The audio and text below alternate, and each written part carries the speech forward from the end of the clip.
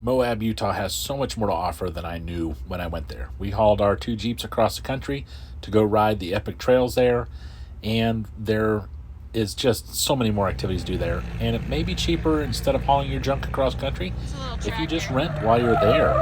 There were so many opportunities for different activities. So check out all the different things you can do in Moab. So I can't even begin to name all the things there is to do in Moab.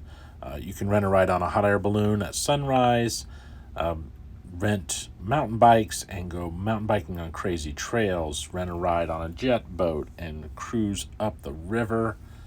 It's on my list to do next time because it sounds like it's awesome.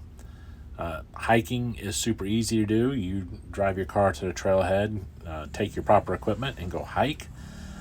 Side by side rentals, Jeep rentals.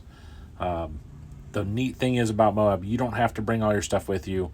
You can rent it while you're there. In fact, it may be cheaper and easier if you did. I love the small town feel of Moab. I mean, it's got everything you need for a great vacation.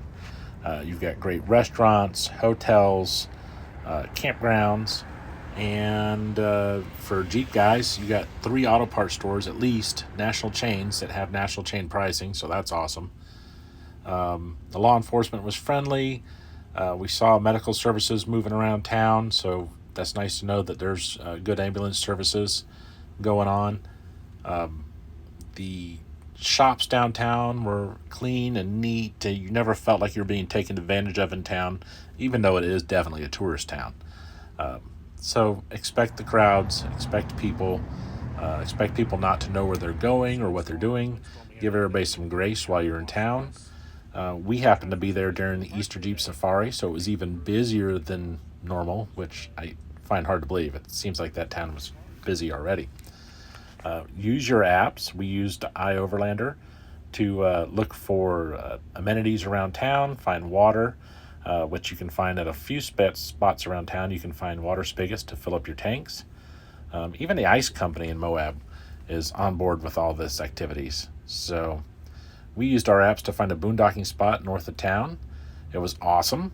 If you're camping, secure your stuff during the day because we had a couple days of really good windstorms, and you don't want to lose your trash or your canopies or anything else like that. That's just not cool to come back to camp after a hard day of whatever you're doing and find your stuff wrecked.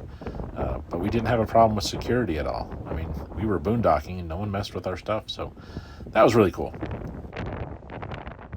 We had pretty decent Verizon service around town. I ran over my phone and had to go get a new one from the Verizon store, and they were almost completely sold out of phones. Moab helped me realize I still need to change some of the way I trail ride. And whatever activity you're doing in Moab, rule number 4 is be prepared. Bring your spare parts, bring your food, your water, bring a way to start a fire. We realized on this night ride that we were pretty close to spending the night on the trail, and we didn't have a modern way to start a fire. So little things that could make it comfortable for you. We had first aid kits, we had fire extinguishers. Moab sucks the moisture out of you. Even in April when it was cool out, we were still drying out fast and going through water much faster than we thought we needed to. So, bring lots of extra water, bring your survival gear, and don't be a drain on local rescue resources if you can help it, because they're already busy enough.